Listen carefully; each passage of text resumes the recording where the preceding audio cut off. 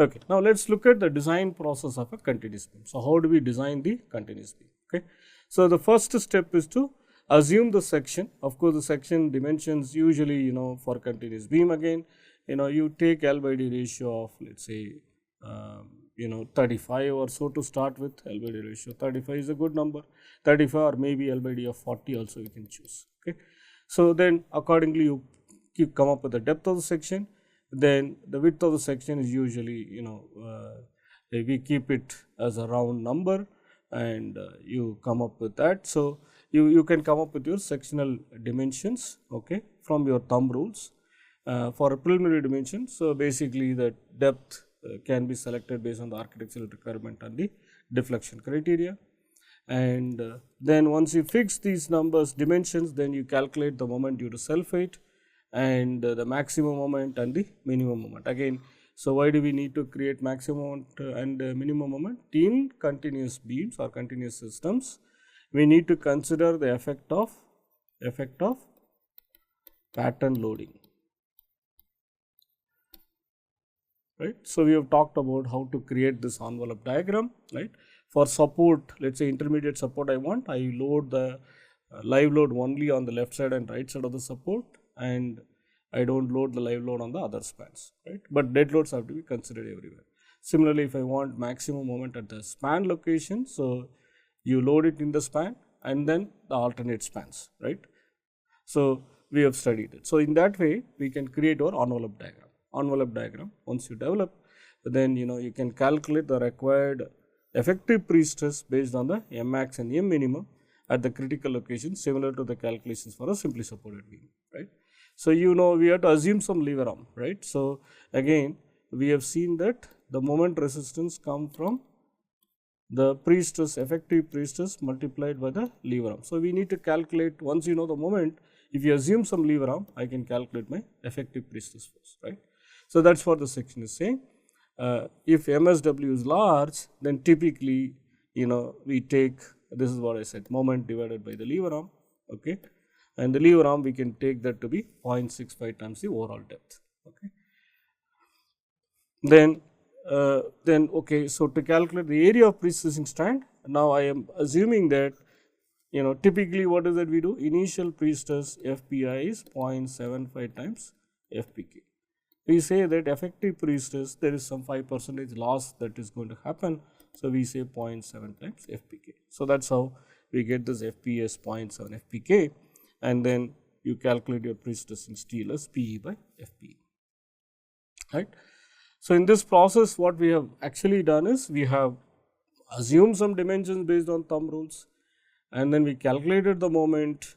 Now, we have also calculated the effective pre-stress and the amount of pre-stressing steel, but we still do not know what is the eccentricity, right.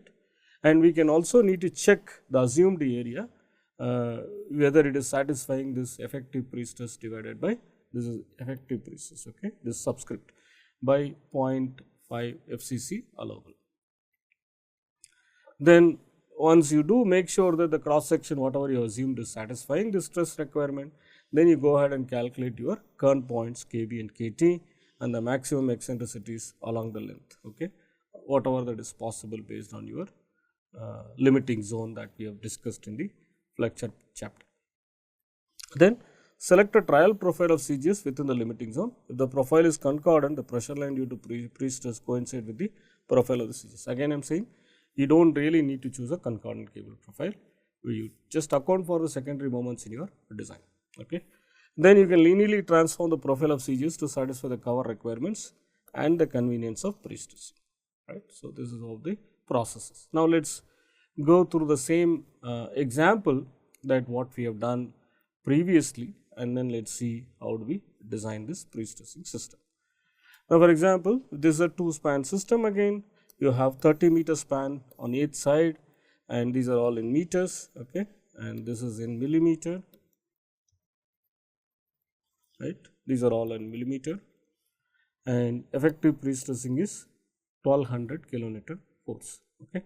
So, it is post tension with a single tendon with a parabolic profile, and in the first span you have a linear eccentricity, right. You see, first thing is you have to locate the pressure line due to pre-stressing force of 1200 kN. What are the things that we need to do? Then you have to find primary, secondary and total moments. Then what are the minor adjustment that we can do to produce a concordant cable profile, and what is the magnitude and direction of the reaction that is produced at the intermediate support by pre-stressing. These are the things that we are looking at, right? Okay. Now, first step is to locate the pressure line. First I need to do the analysis using moment distribution method to find out what is the bending moment across the length of the span. To do that, I need to first know the equivalent load. Now, how do we get the equivalent load? So, you know that at this location there is a linear cable profile will create a vertical uplift which is equal to P into total slope change. If let us say this is a total slope change, then you can calculate. So, the theta will be equal to theta 1 plus theta 2, and then if you multiply with P, you get the force that is there is basically 83.89 kilonewton, which is acting there at this location like this.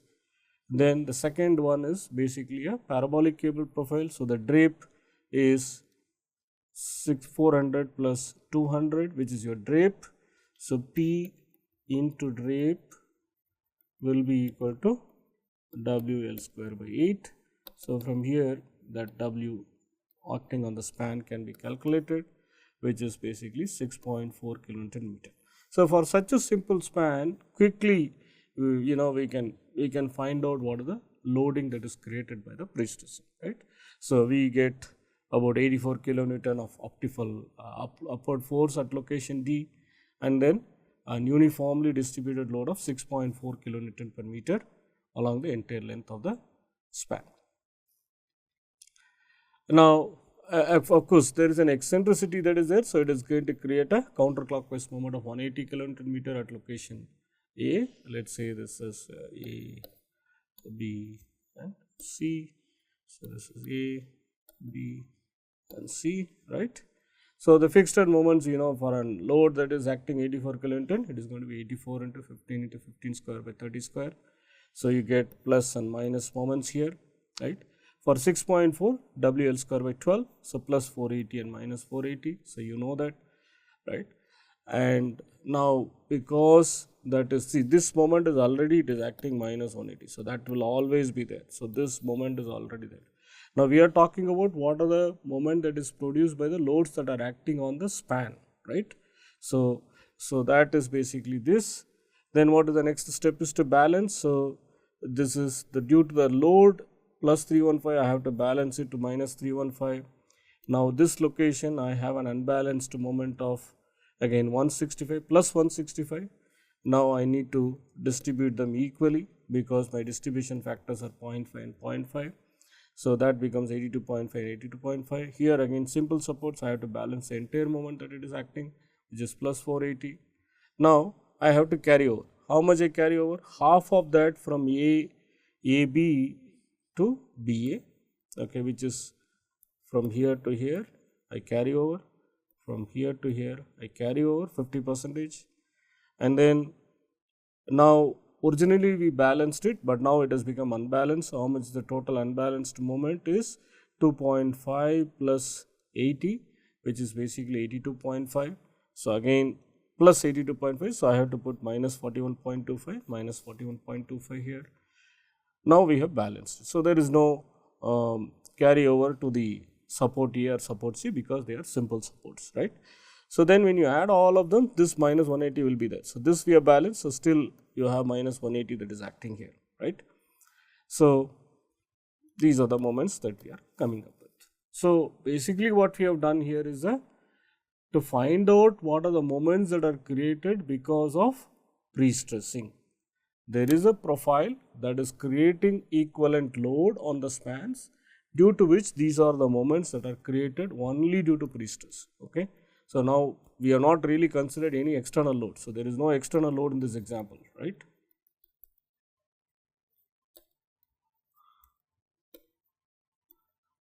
These are the moments only due to pre-stressing. Now we are going to plot the moment diagram. So this is minus 180, minus 422, 596, minus 452, and here it is 0, right. These are the final moments. What is the M1 diagram? You see here, M1 diagram, we already did it. M1 diagram is created from pre-stressing multiplied by the eccentricity of the cable, right. So you remember, positive eccentricity will create a negative moment. So here minus 180, minus 480, plus 480, minus 480. So this is your M1 diagram, right. Now this is your M2 diagram. So you see here the moment values are different. So why does there is a difference? Because the cable profile what we have is not a concordant cable profile. So it does produce the secondary moments due to the reaction that are developed at the support, right. So now what will be the M1 diagram? So you see here, if you remove this, basically 480 has become 596. That means I am creating a plus 116 moment, and you know that the profile of the secondary moment will be, especially for a two span system, 0 here and goes maximum, because this is what the support that I have created. This is the reaction that it is pushing it down, right. So that is going to create this plus 116 kilonewton meter moment, which is a linear profile, right. Now let's look at the location of your compression line. EC is nothing but location of your compression line, right. Yeah, so let's look at the values of your compression force location, EC value. And the values of EC can be calculated, as we discussed, from M2 by PE, where M2 is your final moment diagram divided by the effective pre-stressing force that you have. Now PE that we have taken to be, we are given 1200 kilonewton, right. So you see here 596, when I divide by 1200, I get a actually, I divided by negative P, right. So we said negative P. So M2 will be divided by negative P. So that is why this has to be negative value. So, and as per our sign convention, we have seen that if it is below, it is positive. If it is above, it is negative. So here, that is the reason it should be negative. So it should go up, right. So minus 496 here. Similarly, for all other locations also, when you calculate, originally it was at 400. This is the blue color was the original values, right. Now we are looking at red color. So 400 has shifted to 351. 400 at support B has shifted to 496. Similarly, 400 at location in the second span, mid span, it has become 376, right. So it has shifted up because of the secondary moments. So this is basically your EC values, right. Okay. If there are no M1 prime, if there are no secondary moments, the location of your compression force would have coincided with the profile itself. Here it is not so, right. This is your EC, right, and this is your, I should say, eccentricity. This is EC and this is your eccentricity. This is CGS. This is your location of your compression force. Okay. So that's the difference between EC and E, right. E is the CG of the strand and EC is the location of your compression force at the end of pre-stress. Okay. So now let's look at calculations of the reaction. You see here, we take the free body diagram of AB and BC, right. So I am calculating this reaction as RB1 and I get a force of 84 kilonewton, 180 kilonewton meter, and now from your moment distribution we get 596.25 kilonewton meter.